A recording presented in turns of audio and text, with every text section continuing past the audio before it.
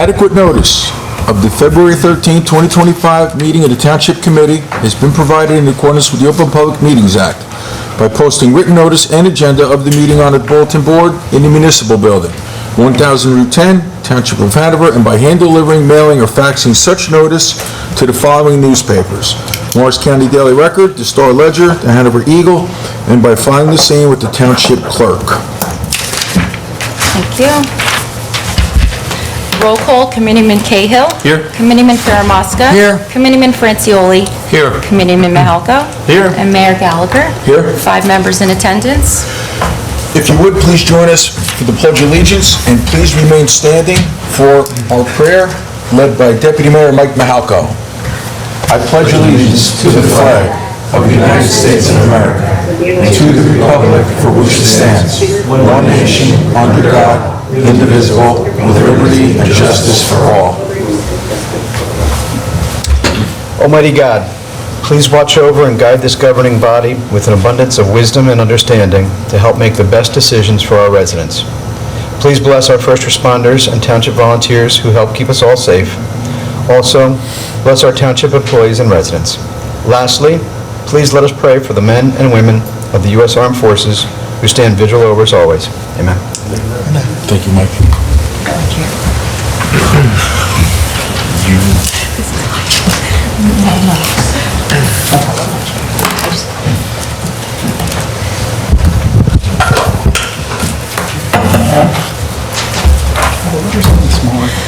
Okay, good evening, ladies and gentlemen. The first order of business is the approval of the Township Committee meeting minutes of January 9th, January 23rd, and February 4th.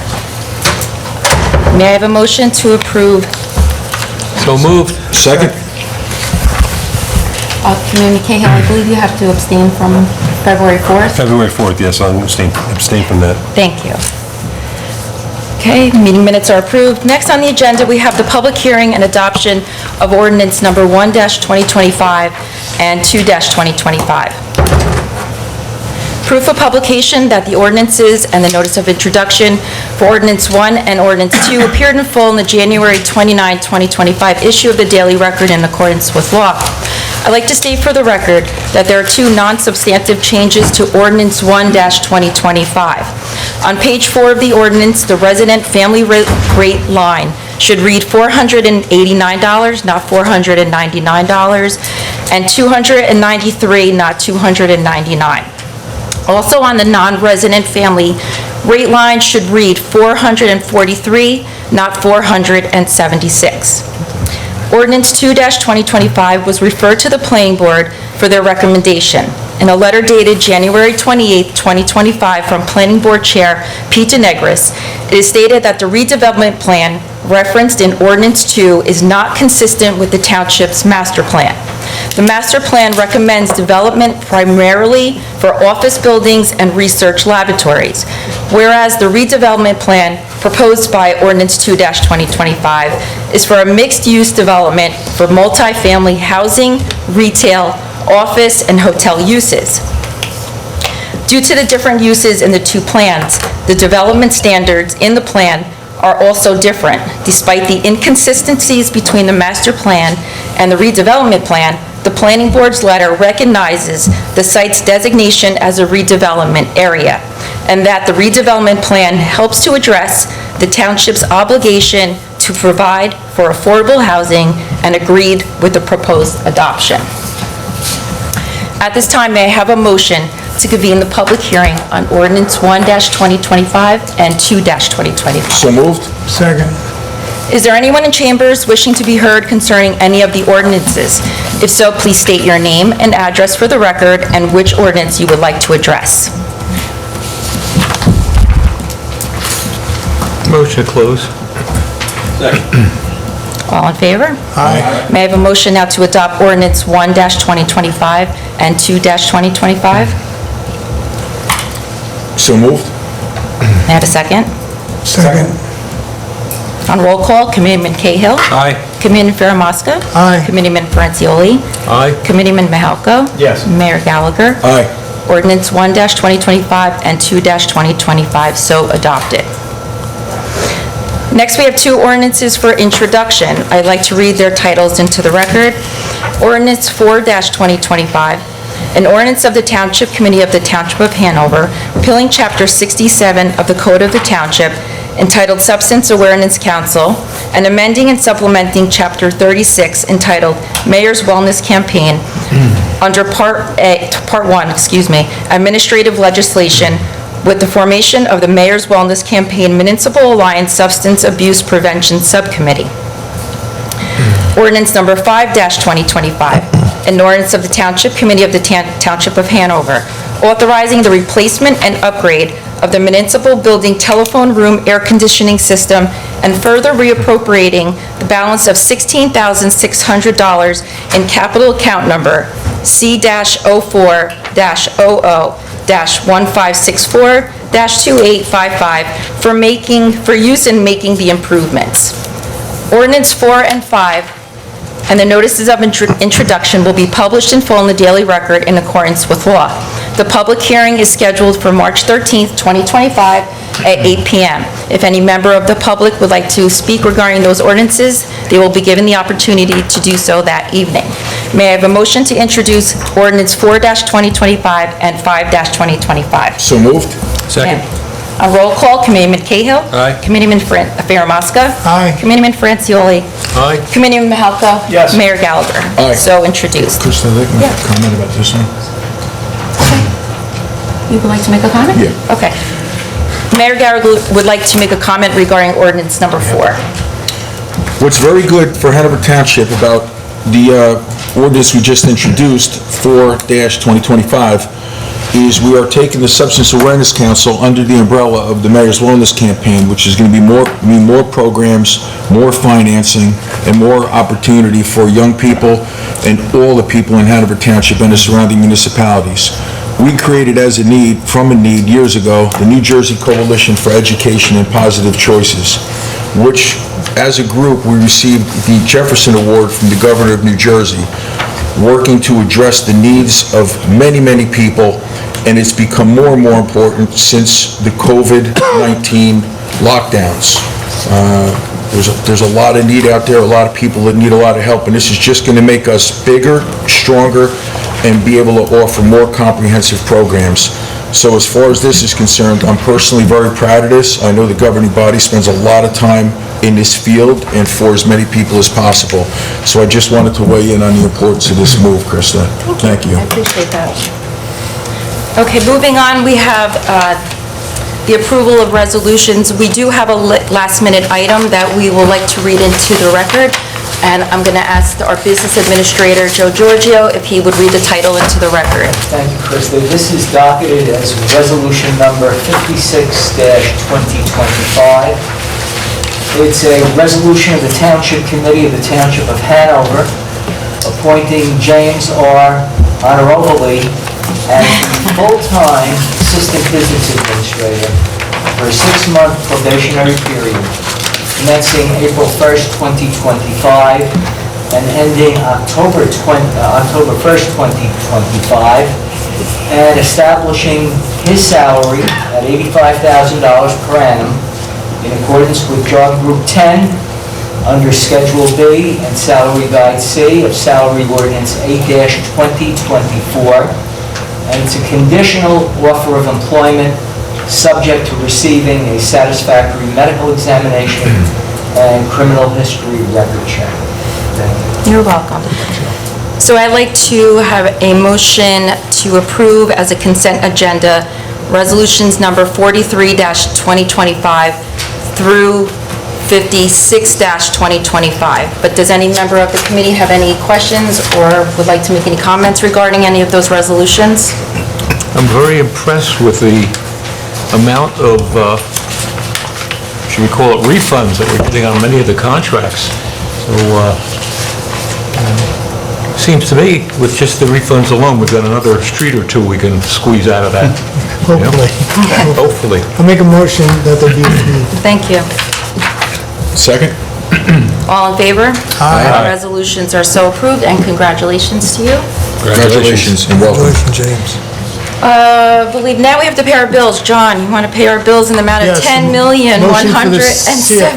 That's a large sum of money. $171,461.76. John's going to pay the bills. He's going to tell Silvio to pay the bills. All in favor to pay the bills? Aye. And lastly, we have 4 raffle applications for approval. Salem Drive School PTA 50/50, ECLC Foundation for a 50/50, ECLC Foundation for a Tricky Tray, and ECLC Foundation for an off-premise raffle application. May I have a motion to approve the applications? Motion. Second. All in favor? Aye. So approved. Mayor Gallagher and the members of the committee, that clears the agenda, and I thank you very much. Thank you very much, Krista. You're welcome. Brian, would you like to introduce the next portion of our meeting? Absolutely. So we recently, It's right here. Right over here. I put a table there for you as well. finished a study on Algonquin Parkway over on the east side of Hanover Township. There have been some issues over there. The road is getting busier. I don't know if for those of you who aren't familiar with it, it's a 4-lane road. I've spent a lot of time traveling on it myself.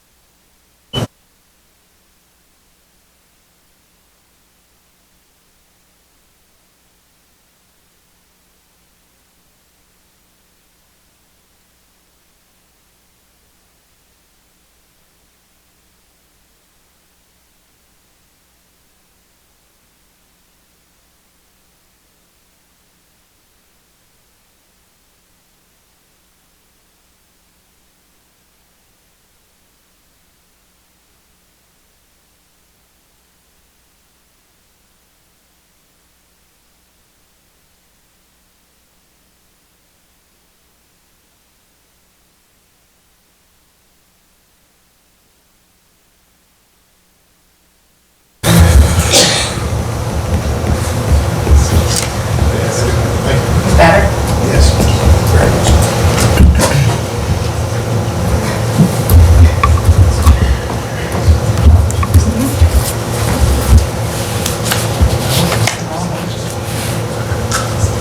Still not showing up.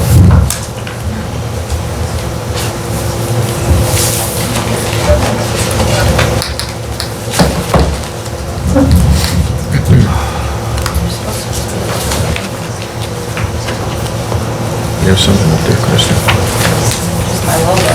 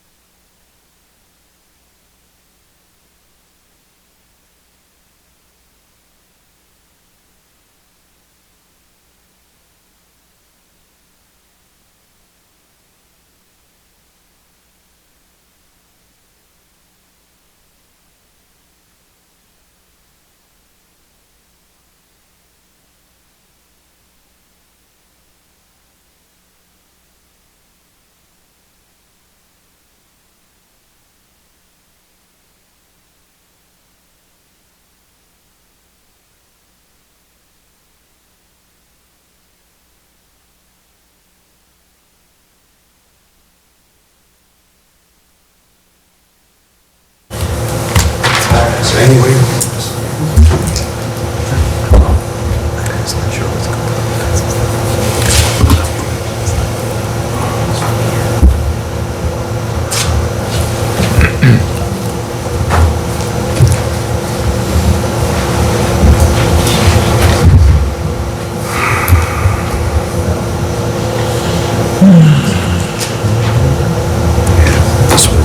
Be a few minutes, folks. Talk amongst yourselves. So, like I said, we're going to go back in time a little bit. Happy to present via boards. Thank you for the introduction. Sorry I couldn't get started at one time here, but as mentioned, so my name is Andy Giacola. I'm a traffic engineer hired by the town to perform a traffic study for Algonquin Parkway. You know, two of the reasons that we're really looking at this road, first and foremost, the road is scheduled for milling and paving. I believe it's 2025, correct me if I'm wrong.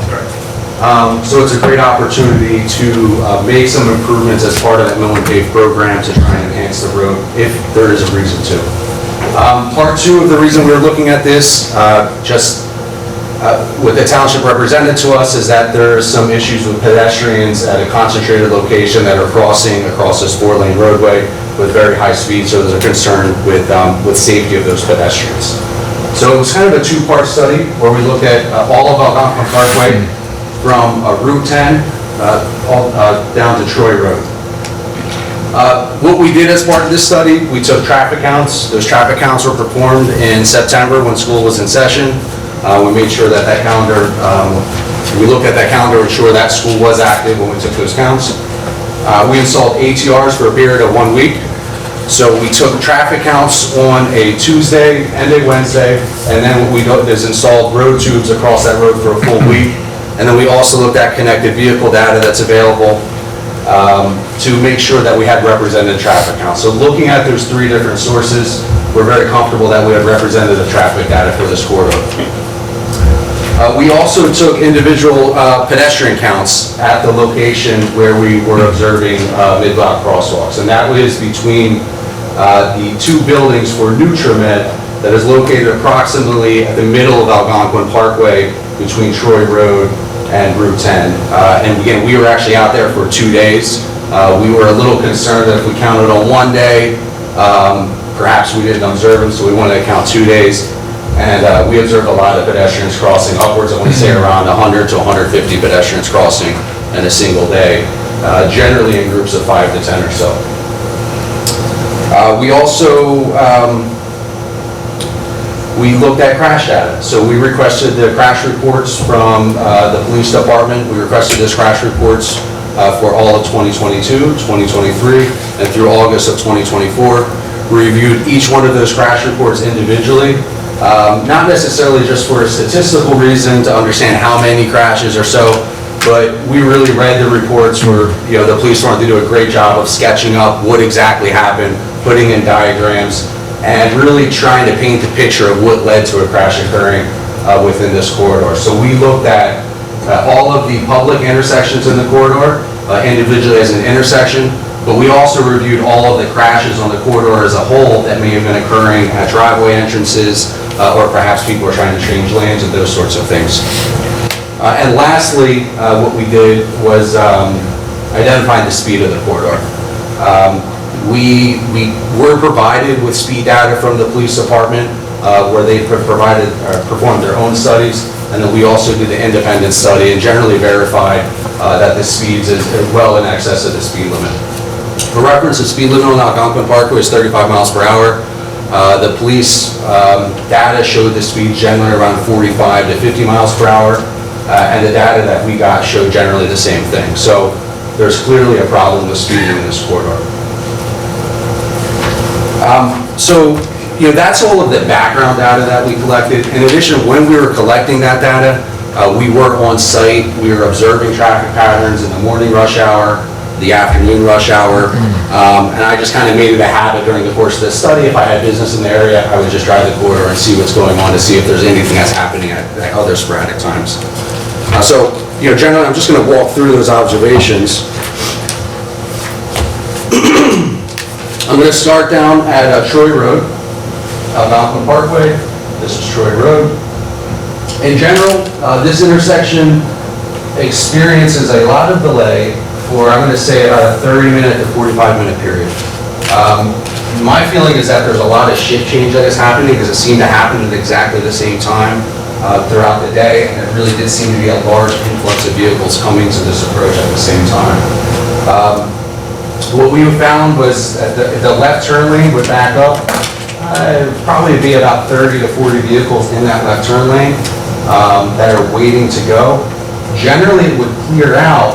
The issue is at an intersection off this sheet at Troy Hills Road and Bee Meadow Parkway, there's a traffic signal there where there's some backups that are happening at that traffic signal. So that backup, that queuing from that signal would back up through this intersection, and it would really prevent people from making the left off of Algonquin and heading that direction. So that is one recommendation, is to take a look at the timing at that traffic signal. It does appear there's opportunities to retime that intersection. It looks like there's a lot of wasted green time that's on some of the other approaches to the intersection. We could better allocate that green to perhaps reduce some of the queuing on Troy Road, and that's going to have a snowball effect of reducing some of the queues up on Algonquin, because they're going to be able to get out there. We did look at traffic signal warrants for the installation of a traffic signal at Algonquin and Troy. It does meet the warrants really for 1 hour during the day. It does not meet the warrants for any of the other hours that we look at during the day. Typically, you would not install a traffic signal based on meeting only one warrant during the day at this location. And because we did observe some issues with the backup at Bee Meadow Parkway that was impacting this intersection, there's some other things, really, you would look to improve that operation to see that it improves this first before you would go through the time and expense and energy of installing a traffic signal at that location. So that's Algonquin Parkway and Troy Road. I think there's a lot, there's a lot of benefit that can be realized by solving some of the issues at Bee Meadow Parkway.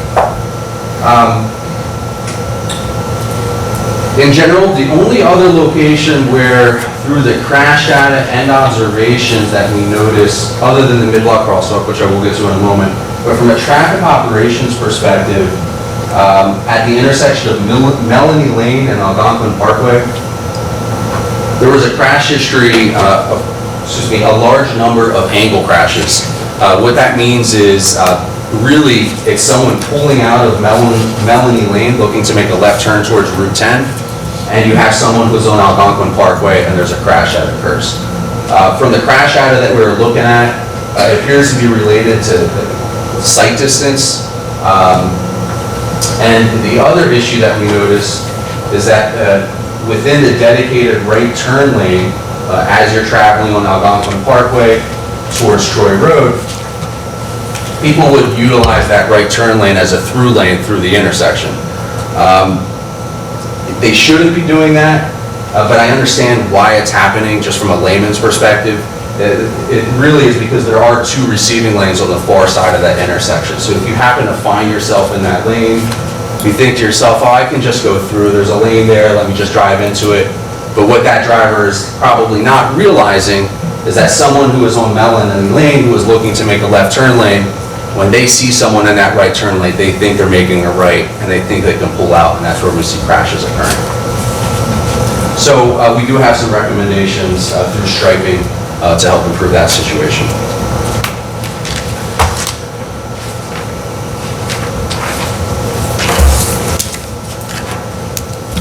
So I mentioned the mid-block crossings at the Nutramed driveways, which is, again, roughly in the middle of Algonquin Parkway. Generally, what we were noticing is that people were parking on one side of the road and entering the workplace on the other, or vice versa, or it was a combination, or it was people that appeared to be moving from one building to the other throughout the workday. We did not observe pedestrians kind of just in the general vicinity that were walking the sidewalk. It did appear to be generally people crossing to and from one of the buildings to the other. When it would happen, we generally would find that they would exit this building somewhere along this space, walk down the lawn, and really just kind of wait here, waiting for a gap in traffic where they could cross over and proceed to their destination, or vice versa. So we did look at installing, we look at how can we improve that pedestrian operation, how can we make that safer so people aren't crossing in the middle of this kind of high-speed four-lane roadway section. One of the things we were asked to look at is putting in a crosswalk at Leslie Court. because that is a existing T intersection, an intersection between two public roadways. Ultimately, it's my opinion that if we were to have a crosswalk there, I don't think that people would use it. I think that people are going to continue doing what they're doing today, which is crossing mid-block because it's clearly the most convenient. We were uncomfortable with installing a crosswalk at this location across the existing 4 lanes of the roadway. The primary concern is that you have 4 lanes there today. You have speeding that is generally encouraged by having the 4 lanes present there. And whenever you have 4 lanes of traffic, particularly 2 lanes in either direction, you always have the potential for shadow effect. And what that generally means is that someone who is stopped waiting to let the pedestrian cross, that vehicle in itself is going to block view of the pedestrian as in the act of crossing, and the other vehicle in the second lane may continue through the intersection, resulting in a crash. So we would like to reduce the number of lanes from 4 lanes to the 3-lane section that you have here. So that brings us to the primary recommendation of this project, which is to implement a road diet within Algonquin Parkway. So a road diet, this is a safety measure. It's being recommended in a lot of different locations. And really its primary purpose is to take a lot of the pavement space that maybe was designed just generically 30, 40 years ago, and it was built out there. And really taking a look at it and deciding, well, what are the actual traffic ones? Do we need 4 lanes? Would it be safer to have an alternative out there? In this case, the road diet would involve reducing the 4-lane section. Currently, the road is 48 feet wide. There are 4 12-foot lanes on that road. We would eliminate one of those lanes, convert a middle lane to a 2-way left turn lane. So whereas today there is no left turn lane if you're turning in and out of these driveways, there would now be a 2-way left turn lane to make those turn movements outside of the influence of through vehicles. And we'd also be able to provide 6-foot shoulders on either side of the road. Those shoulders have a lot of benefit, primarily for cyclists, and really providing a shoulder that if you do need to stop short, you have a place to escape to and you're not hopping the curb or going into adjacent lane. Now with the crashes that we saw out there, we saw the angle crashes at Melanie. The other type of crash that we noticed a lot of were sideswipe crashes. With sideswipe crashes, that is when you have 2 vehicles that are traveling the same direction and you go to change lanes and you sideswipe into your neighbor in that lane. If you don't have 2 lanes, that's something that can't happen. The other crash that we noticed on here was rear end crashes. As you would expect on a roadway that does not have a dedicated left turn lane, when someone needs to make a left, they're doing so from the through lane. For the most part, people will pull around them, but there were rear end crashes that were observed in the corridor. And with having that 2-way left turn lane, we would expect those types of crashes to go down because you have the 2-way left turn lane in the area. Now the road diet, the way we looked at this, again, from a safety perspective, with the recommendation for the mid-block crosswalk, again, the benefits of the 2-way left turn lane, the benefits of the shoulder.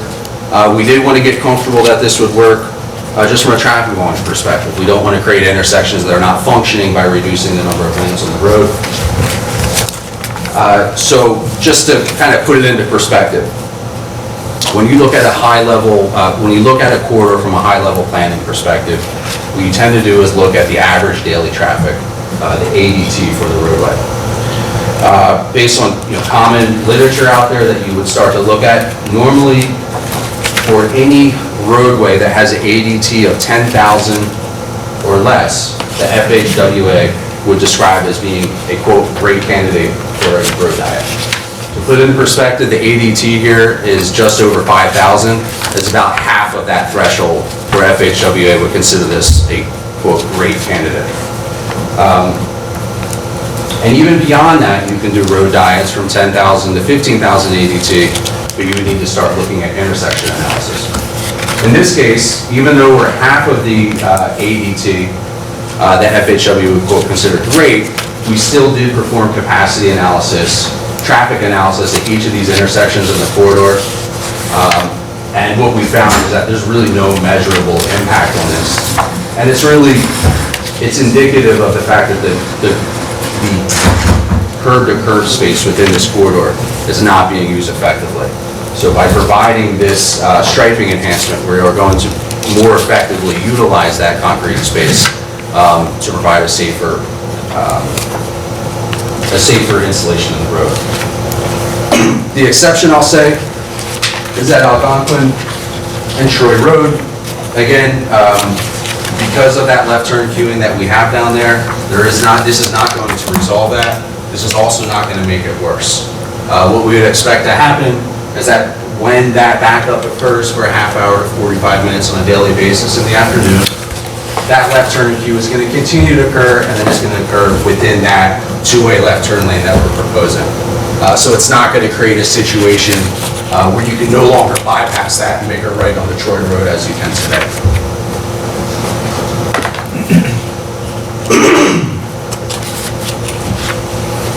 So speaking about the mid-block crosswalk, because it is relatively high speed, we do think that this is going to reduce speeds on the roadway, but there's still going to be the ability for higher speeds through this section of road.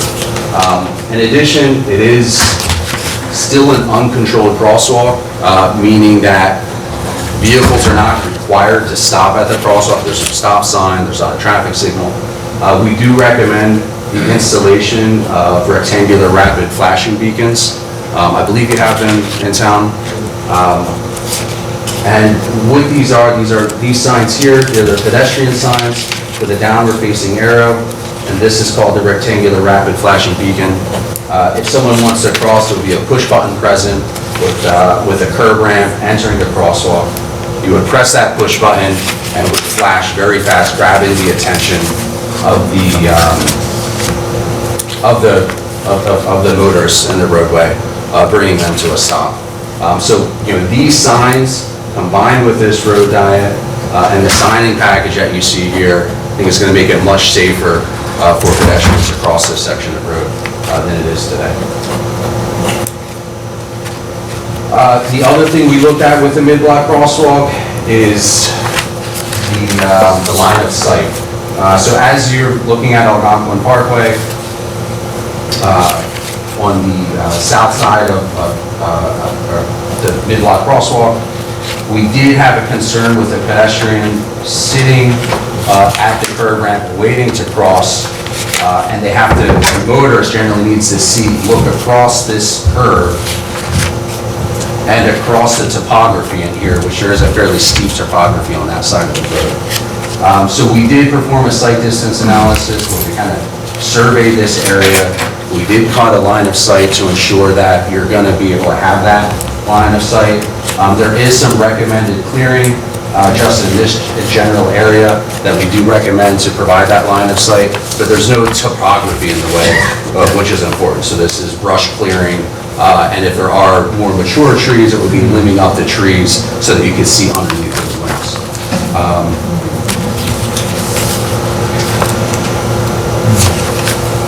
And that's all I really have. I don't know if anyone has any questions. I'll be happy to answer them. All right, do you have any questions? No, I don't have any questions, but thank you, Andy. I'm sorry the technology didn't work today, but again, I did have an opportunity to look at the plan carefully, and it just makes sense. It's it just makes sense. It'll make it for a safer road, and it won't have any negative impact. And as you said, we're paving and milling anyway, so this is striping and a couple of pedestrian signals, and we should be good to go. So. Sounds good. Any questions, guys? Yes, John. Yeah. Regarding the shadowing effect that you described, I think that's going to be particularly helpful, especially since there's going to be, in the not too distant future, the Red Bulls will be leaving Maui Lane. The Red Bulls sports program, in its absence, there's been approval for trucking warehouse there.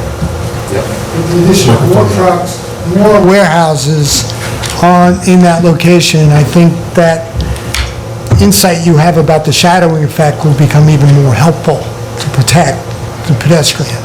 Yeah.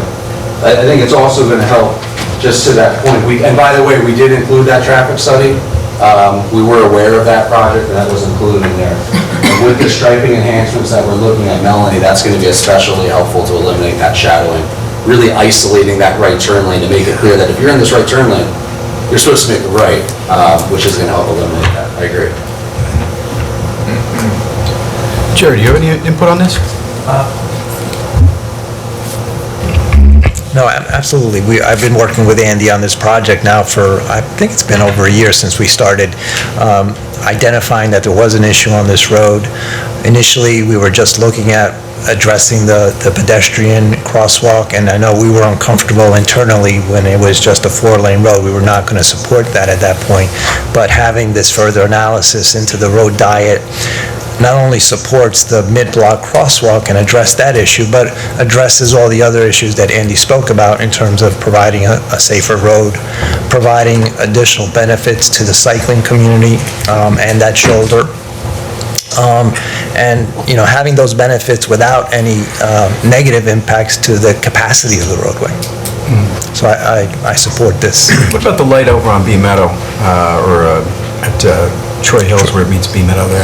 Yes, that is... That's definitely, like you said, that's where it's backing up. What can we do about that? Yeah, we have a proposal from Andy to review that timing, and I think it's something that we want to move forward on. That's an easy improvement to make, because it's really just timing. We're going to further look into that intersection to improve the one leg of that intersection, the eastern leg, because that's a little bit narrow. We do have some other pedestrian activity, and we might want to make that improvement, so that project might grow a little bit more. Thank you. Thank you very much. Thank you.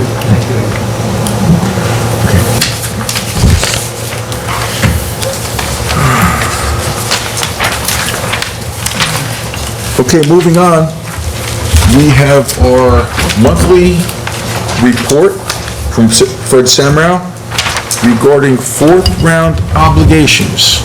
Fred, please take the floor. Thank you, Mayor. As everyone knows, and we've discussed previously, the fourth round affordable housing plan is due from the township and all municipalities throughout the state by June 30th of this year in order to be compliant with the affordable housing legislation that was adopted last year by the governor and our legislature. So the prior month, and the first steps that the governing body took was in January to be compliant, whereby the township committee calculated per the state rules the prospective need of the township and adopted a resolution. We've since, Mayor, filed the appropriate documents in court and with the Department of Community Affairs and posted the information on the website, which means that the township is compliant now with the fourth round affordable housing rules up to this date. The next step is, as I said, to come up with that plan. There'll be some discussions amongst the governing body. I've been working with both Blaze, Jerry, Robin Welch, Joe Burgess, Joe Giorgio, Jonathan Test of our office, and Rob Ross, myself. We've been going through each of the parcels in town and applying it to the law, and we're going to have a discussion with the governing body, and it has to be with the governing body because you wouldn't want developers right now to hear this. You'd love for the public to hear it, but you don't want developers to hear your strategies. But ultimately, there'll be a discussion, and that'll occur probably in April, with decisions that the governing body's made in order to be compliant with the fourth round. So that's where we are right now. And then also, one discussion that's occurred previously relates a little bit to Ordinance 2-2025 that was adopted tonight, the the Bear extension, or the additional parcel of land, after much discussion by the governing body and interaction and comments from the public, that was adopted. And if it's okay, I would like to just say, just for the record, on that, based on all of the input from members of the public and the governing body, that there was a number of things that also were part and parcel to that, and that was, there's going to be a $250,000 allocation made with respect to traffic that would be utilized by the township with respect to the property. You wish you could say millions of dollars, but you can't legally. It's everyone's responsibility. But for this particular project, the governing body was able to secure that. There will also be, as discussed previously when the ordinance was defeated, special needs housing. There'll be a component of that, and that's for, the special needs and they're very important to the community. You also, there'll be one-bedroom units, and you receive actually 2 credits, but nonetheless, what's important is the existing, all over the state you hear about affordable housing, and that's family units, 3 bedrooms, things of that nature. But in this case, these would be, for each unit, instead of a family unit, it would be 1-bedroom units, and they would be for special needs with the appropriate supervision and management and in accordance with state licensing, and they're just a very important use, and they're one that doesn't generate many other needs to the community, such as traffic and things of that nature. It's just an important care. Also, as previously discussed, both the landowner and the developer agreed in writing that they would not get involved, or this property would not get involved in the township's 4th round affordable housing matters that are going forward. Anybody could, but this property will not be able to be, as happens some places across the state, to go to a higher density development. It's approximately 6 units an acre. And I think after checking with Blaze, that may be one of the lowest intensities residential development that we've seen in many years. We've seen, because of affordable housing litigation, almost twice the amount of units per acre. And it's important to keep that in mind, because at 6 units an acre and limited commercial development, what that means is there can't be any more when it comes to this property and this approval of this development plan. They can't come back in and say, well, there's an affordable housing obligation and things like that. That is the maximum. It could be less, but it can't be any more. And I think that's also an important factor when you look at this project and putting it in that perspective. And I also think what we've also heard over time is, someone might say, well, why is it so many units less? But it's because also it conforms with the character of the owner of the property. They too wanted something that could integrate with Bear and their uses in the future, and that means, and of course, all the basically discussions that the township and its planners have had with the developer, that it wasn't going to permit this to be high-density development, has been discussed at 15 units an acre or something to that nature. So, and also, Mayor, just for the record, there's no other litigation right now with Bear. There was also a significant tax appeal that was gone by the wayside as well for the other remaining, or the original Bear property, and that as well, just at the same time, both of those things have come to a conclusion. And going forward, again, we have the approval and the commitment from both the developer in writing and as well from the owner, that special needs housing will be at the option of the township, not of the developer. And that's something that was very important to certain members of the governing body, and the traffic as well. And that includes synchronization of lights and other traffic improvements that I know that the administrator and mayor, you've been on the phone with the county engineer numerous times to make sure that that gets done. And I think it's also important to note that the project is not approved.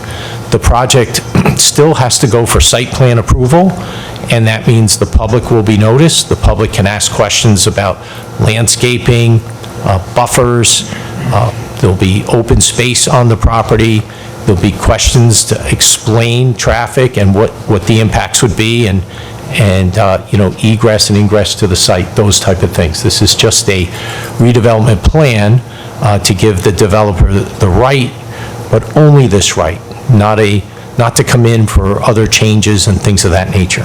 And that all, at the end of the day, also ties into my affordable housing report, because it's a big factor going forward. I think ultimately, it's also going to let the town have made decisions, as opposed to so many municipalities that are going to feel pressure from other projects and fair share housing quotas and things of that nature that have come out.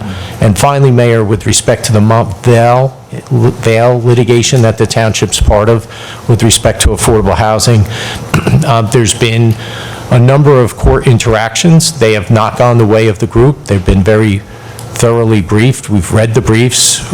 We've provided information when necessary.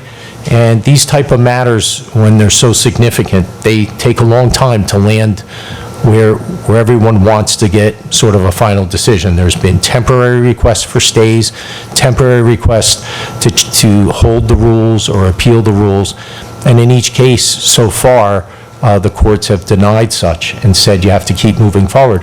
But to the credit of the group that has been managing the matter, they keep going up now to the Supreme Court and any higher court that they deem necessary. But that's the status of that case as well, because Hanover Township was one of the first members to join that litigation, and that the governing body continues to monitor. So that's my report. Thank you. Thank you, Fred. I just have a comment or two about Fred's report. Fred said many times, affordable housing. Everybody wants and needs housing to be affordable.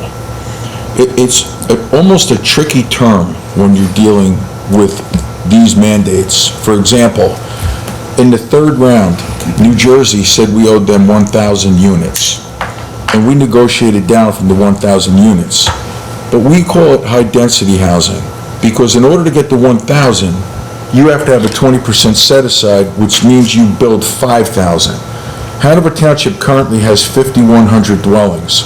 That would have doubled the size of Hanover Township to, quote, get affordable housing. Many, many people in our lives cannot afford very, very good housing. Prices are crazy, interest rates are crazy. So I want to be clear, we all want housing to be affordable. What we're challenging and having a problem with is the mandates set by the state for our suburban communities, because it's not realistic. We still have quite a bit of units we owe, and when you take those units and times them by 5, that's a lot of density. And when it comes to the density, we all talk about schools, traffic, water, sewer, DPW, police. There's a lot that gets baked into this. So I just want you to know that jumping into this challenge was a big step. Is it difficult, and are we hopeful? Yes, but we work very hard and hopefully to get a very good desired result for Hanover Township. But even with this project Fred just described, we have the fourth round mandate information. And with the acreage on South Campus, we could very well be obligated to build 1,355 units. But what we did was negotiated down to a complex that we feel is the best it could be for Hanover Township, with the reasonable amount of control that we have. Next step, if the state challenges us, we have no control. So with 320 units and 80 that are low and moderate, we believe that's the best we could do.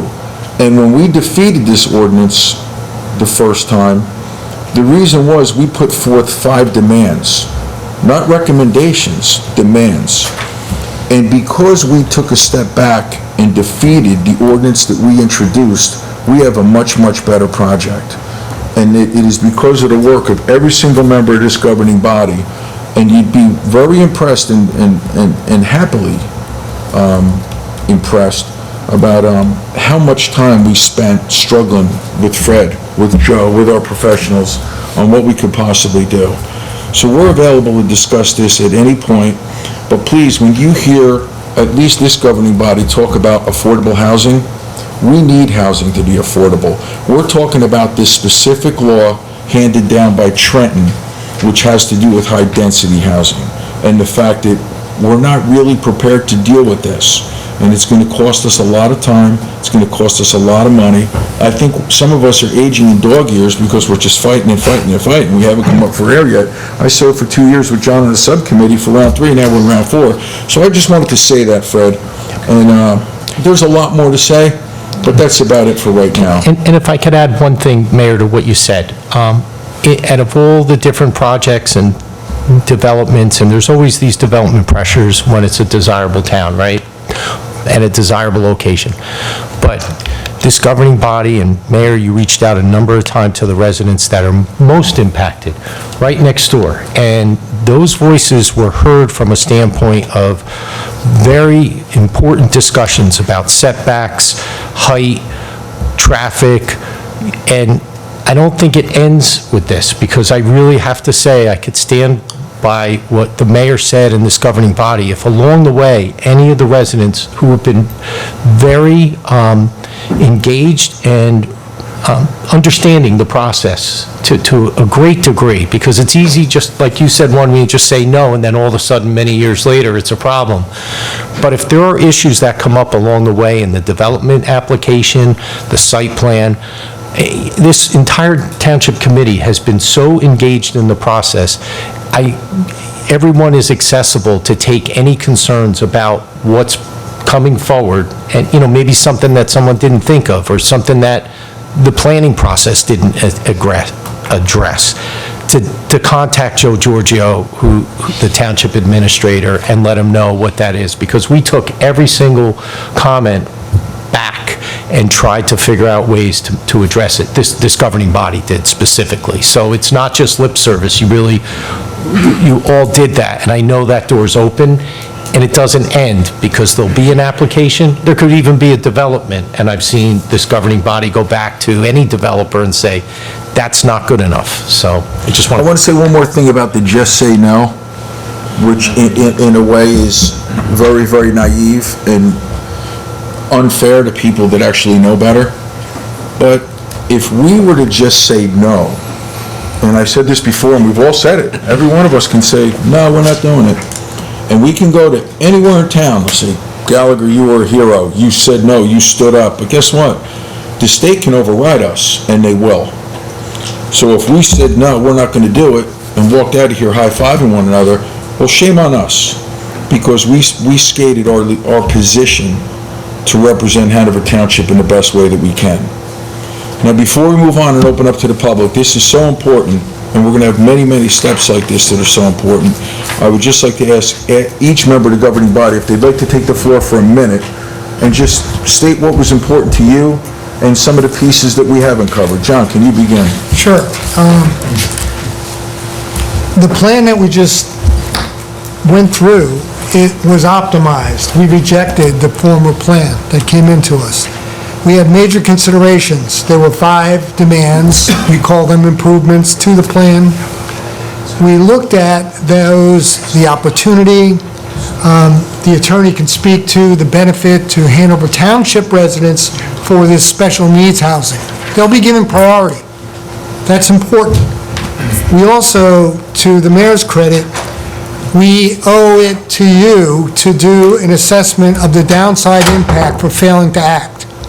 If we did not act upon this, and we've been evaluating this for 10 years, 10 years, we've gone through many, many uses as to what potentially could be at that property.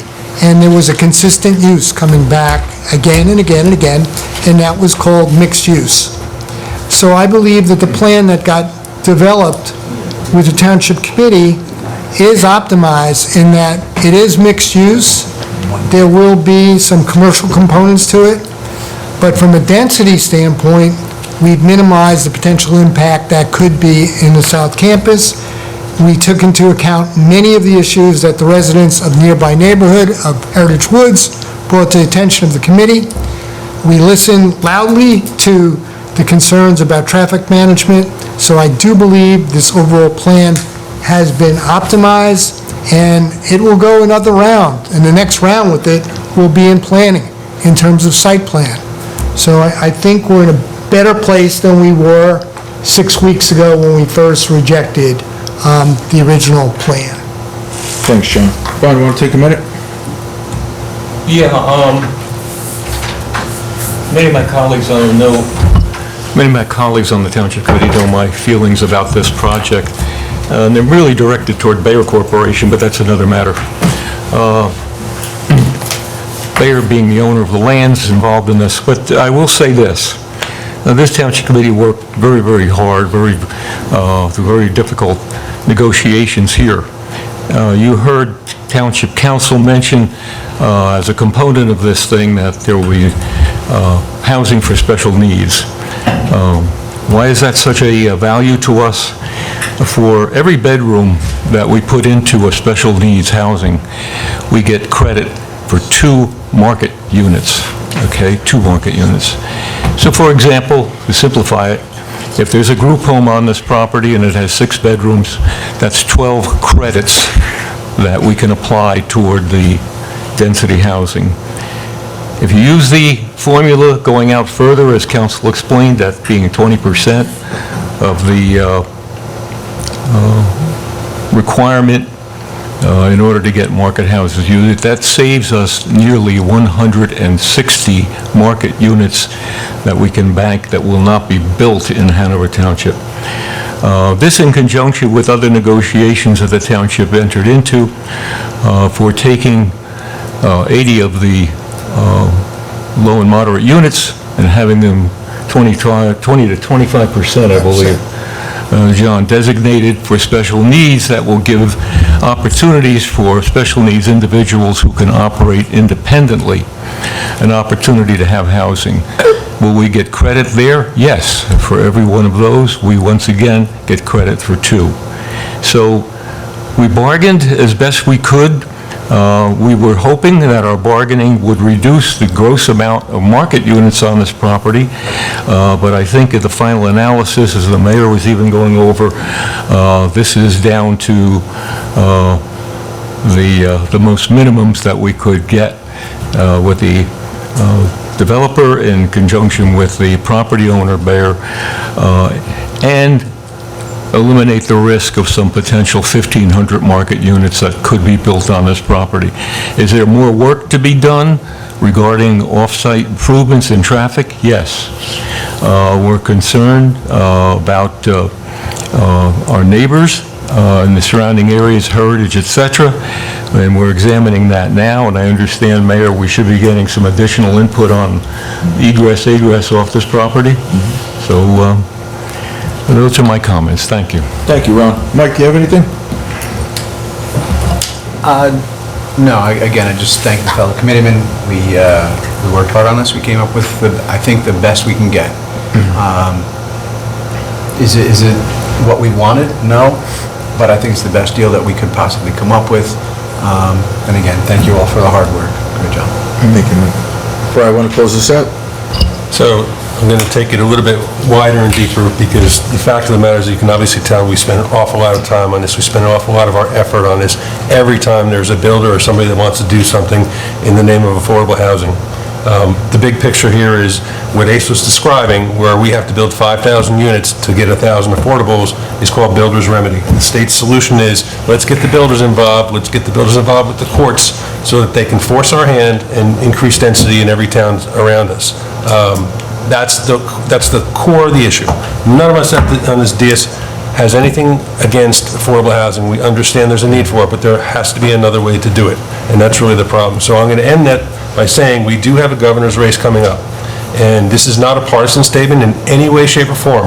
I'm going to listen to each candidate, and if they have a reliable and good solution to bring this back to the legislature and to come up with some other formula other than this madness that we're engaged in now, that's the person that's going to get my vote. And I truly hope that you all pay very, very hard attention to that. I know it's not the only issue in this state, but it's an important one because it's affecting all of our lives. Thanks. Thank you very much, Brian. Well said. Okay, can I have a motion to open to the public? So moved. Second. All in favor? Aye. Anyone from the public that would like to be heard, please go to the podium, state your name, address, and you have 4 minutes. Oh, that's high up. Stool first. Can you hear me? No. No. Is it on? Is it on? Oh, there we go. there we go. Okay. There we I don't know how I could read and have this in my face at the same time. Fern Walken, Hanover Township resident. Good evening, gentlemen on the Township Committee.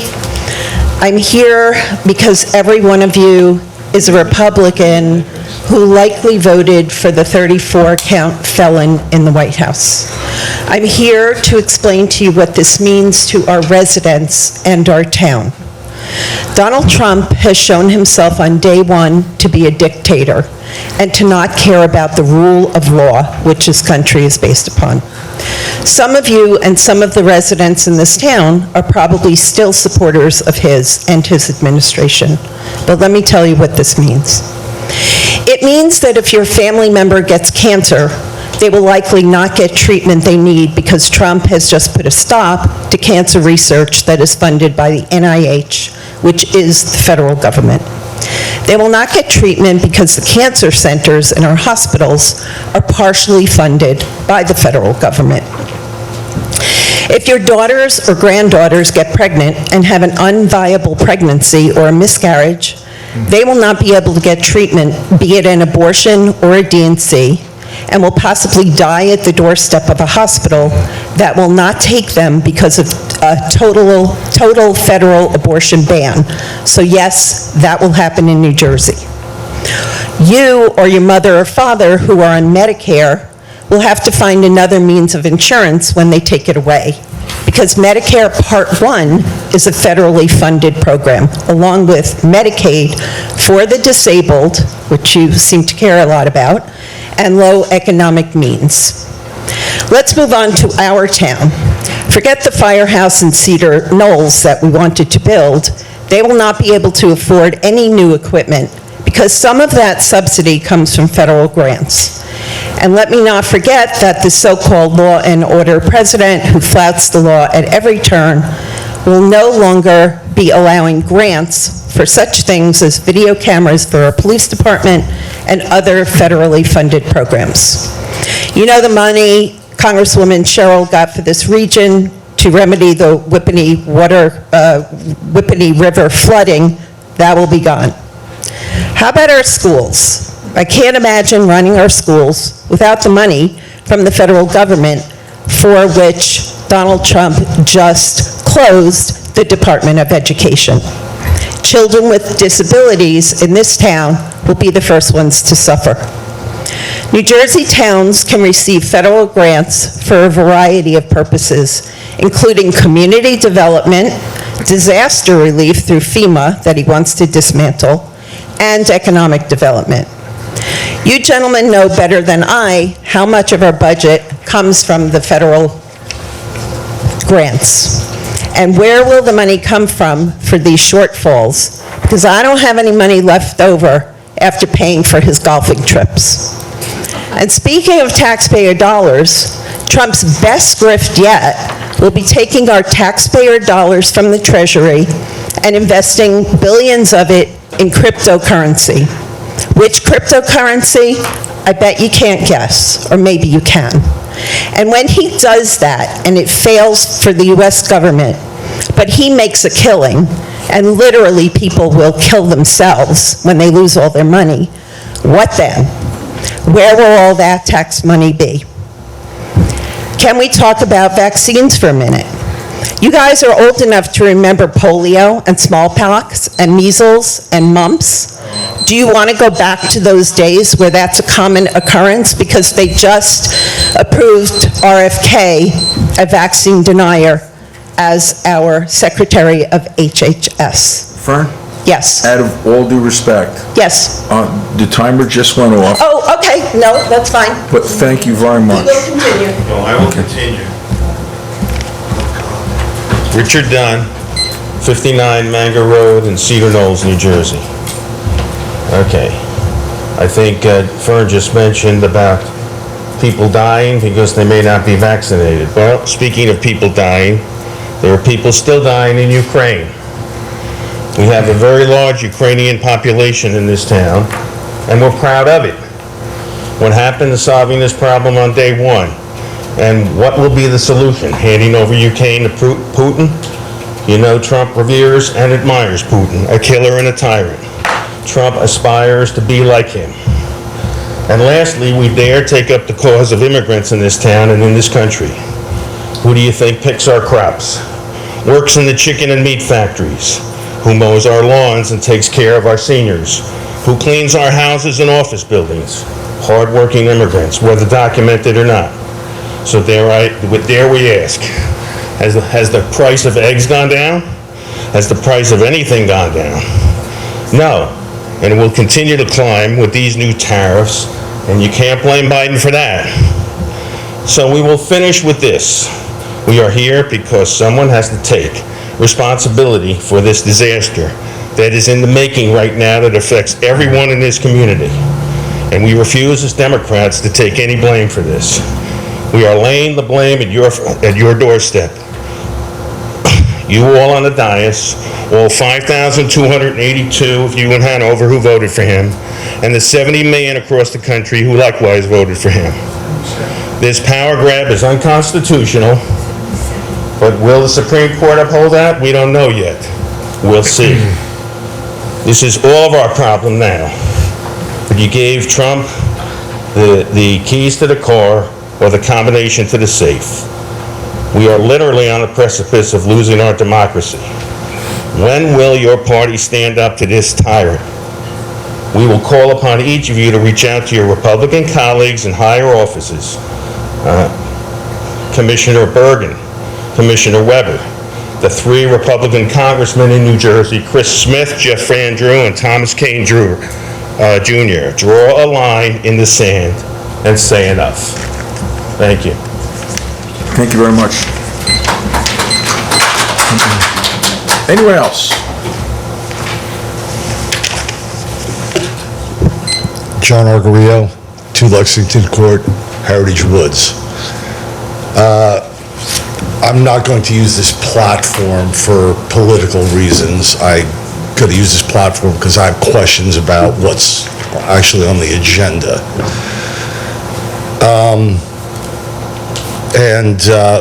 The questions I'm asking is because very little knowledge is a dangerous thing, especially when you start saying certain things.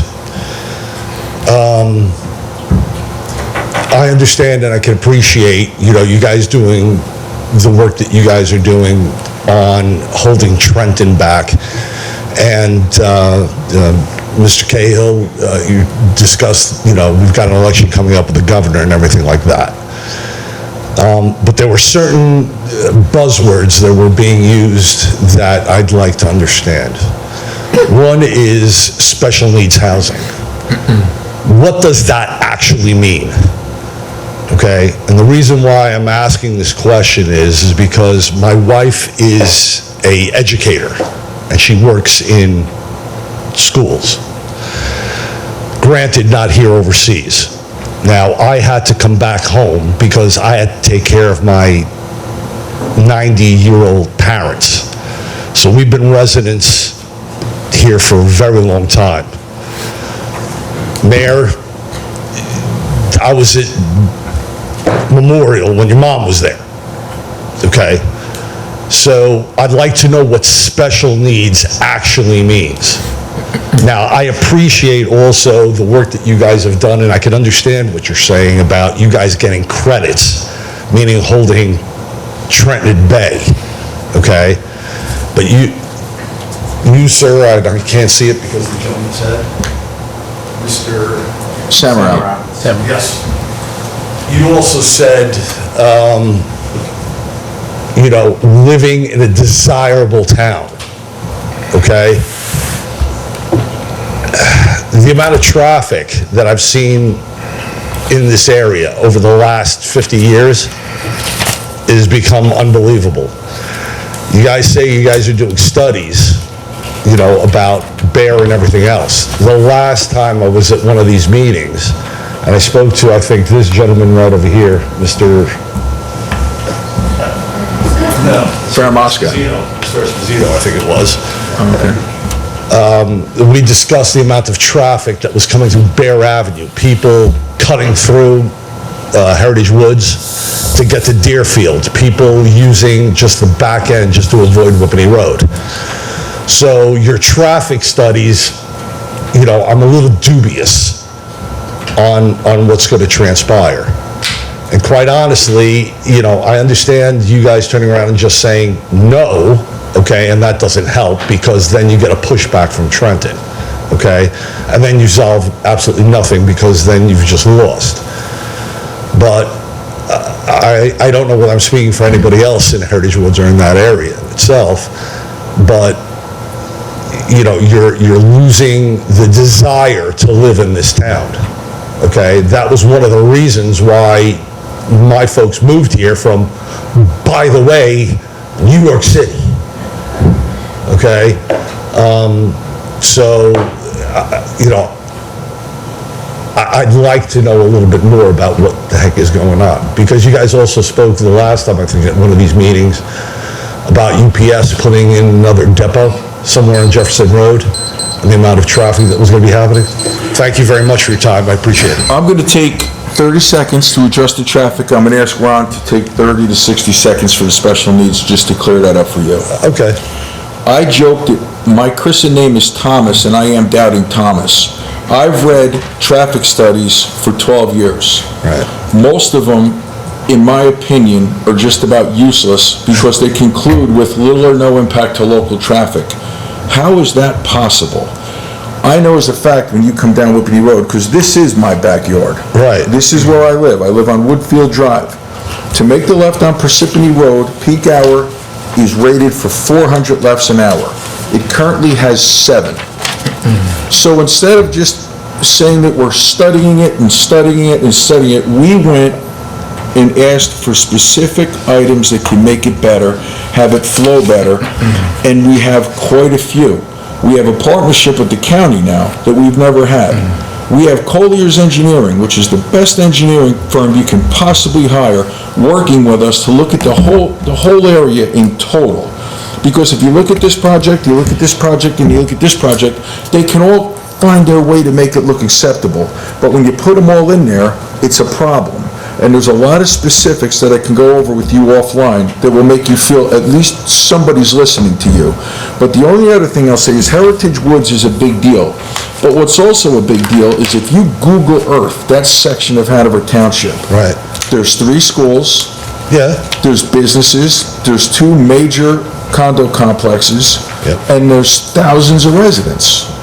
And we all either go Whippany Road that way, Whippany Road that way. Yep. And it doesn't work now. So how is it going to get better when we build more? Correct. So these traffic studies with recommended remediation for some of these findings is officially taking place. And I'll go over offline with you several of them, because I am not happy with having somebody just try to make me leave a room and feel good when it takes me a half an hour when my daughter was cheering to go from Woodfield Drive to B Meadow School when I can get to my aunt's house in Bayonne in 26 minutes. So don't tell me there's not a traffic problem. I hear you loud and clear, and I'd like to talk to you offline. That's But Ron, fine. if you could take a Anytime. minute, I'd appreciate it. Special needs. Yes, thank you, Mayor. The gentleman asked about the definition of special needs, and I think I also understood that your wife's a teacher. Yeah, she's Comment on that. well, Does she teach in special needs? well, no. Because I had to come back home, okay, my wife is actually English, so she's in England. So she's a head teacher of a primary school that deals in special needs. That's wonderful. And she is also the chairman of all head teachers in the borough. I'm trying to get her to run for Minister of Education, but she said she won't have any of it because Parliament is a farce. And I said, you know, please, you know, why don't you just, I mean, you know what you want to do. You know what. Let me help you with the definition, Yeah. because you seem to be concerned with that. For the purposes of the definition, I'm going to read something to you, and I won't read the entire definition of special needs because we'll be here quite a while. And let me add a sidebar to this before I read this. Because most on this township committee understand that I have a special needs daughter, Down syndrome, and she, for countless years, has enjoyed her life through the group home environment.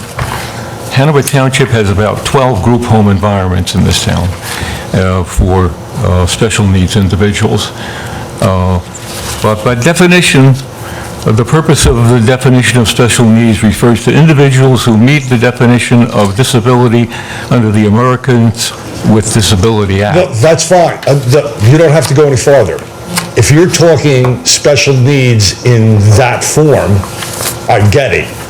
But like I said, special needs can have a lot of definitions. Special needs can mean special needs for Bear, special needs for somebody's back pocket. Well, this is why I'm saying special needs was very good. I think we're very proud in some of the negotiations because Hanover Township was one of the first communities, and has been one of the first communities, in providing special needs with individual living opportunities. That means they can have their own apartment, they can Right. operate on themselves, they can go and fruit, they can be part of business. Correct. Etc. We have many institutions in Hanover Township for special needs, Employment Horizons, Allegro School, I can go on and name them to you. Of course. So I'm personally very proud of what our township has done and what my colleagues have supported in special needs in this town. Done more than most of the towns in the state of New Jersey. But happy to meet with you anytime if you want to go further into the definition of special needs. No, that's fine. I just wanted to make sure that special needs meant special needs, not something else. No. Okay, well, thank you very much, and we are available to you. Thank you very much. Thank you, sir. Anyone else? Hi, good evening. Diana Murray, I live on Whippany. And my question falls very closely to what the gentleman was just talking about, special needs and education, specifically public education. I'm very concerned of the cuts that might be coming down the pike with the new administration. And I'm specifically concerned for our town, which I think, having lived here, over 15 years, has done a great job with children who have an IEP. Everybody knows somebody who has an IEP. Everybody knows somebody who has a special need. And a lot of these programs are actually funded in part or somewhat by the federal government. And then, of course, our taxes make up for the rest of it. Do you have a plan moving forward if those funds are gone, as it seems to be? I'm paying a lot of attention to this. If the federal government all of a sudden decides to no longer fund these programs that we and so many small towns across the country use to protect these people that require protection, children. I'm also concerned about the elderly.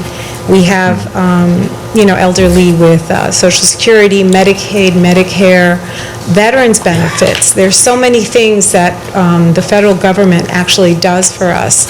And I'm hoping that you've thought about, as you watch the news unfold, what do you plan to do to cover this? If there is a hole here, is that something where we're going to have to increase our taxes? This is just really terrifying to me, because there are so many areas where the federal government does help, and I don't want to see what's happening right now, affecting. The only thing I'll say is that we have two very, very good liaisons to our school systems. We have Deputy Mayor Mahalka and Brian Cahill. And Brian Cahill served on the Board of Ed much longer than I did. So anything that changes, we have two incredible gentlemen that are going to find out almost immediately, share with us, but we don't know right now what's going on. Okay. We will find out, of course. It will become our problem if there's a problem. I know. And we will be available to you to share it with you unless you hear it first. But we are involved, although we're independent, we have liaisons to the schools and they're very, very active. will you also be leaning on the Republicans who, might have the ear of the government a little more so right now than other What was that? parties? Will you also be able to lean on, our Republican Assembly people, to sort of talk to them? Because although, yes, of course, I'm worried about my town specifically, I do worry about, the other towns across the country. This is a big issue, and I'm hoping that everybody does their part to make them aware that this isn't easy to just do this, to cut parts of our government, So I'm sure Mr. Mahalko and the other gentlemen will do their best, but they don't control what's happening right now. But you do have some influence in terms of talking to elected officials, and I'm hoping that you will do And we do talk to people that. quite a bit, whether or not they listen to us or not is another Sure, story. I understand. They make believe they do, but we're on it. These are our kids too. And Yep. we did move here largely, I moved here for the schools. Right, And same like here. the gentleman said, my mom taught here for 30 years. Yeah, So yeah. we're going to be involved in anything that changes. Okay. For the better, for the worse, and we're going to have to try to have some type of a solution. Okay, well, Thank let's you. hope it's not higher taxes. Thank you. Anyone else?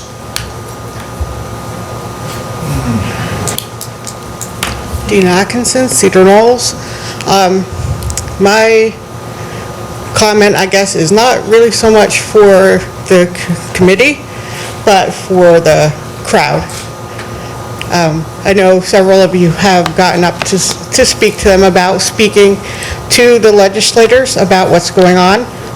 And yes, they do have some influence, but we also have influence. We should be writing to our legislators also, because they don't want to hear just from one or two people. The more people they hear from makes a bigger impact. That's all. Thank you. Thank you very much.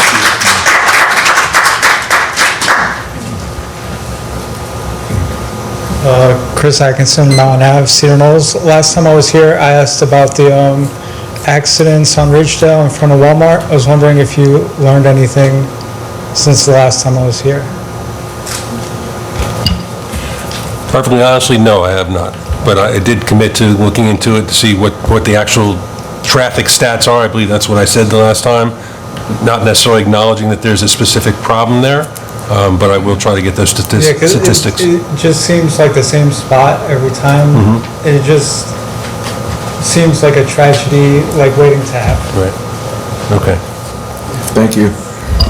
Anyone else? Hearing none, seeing none?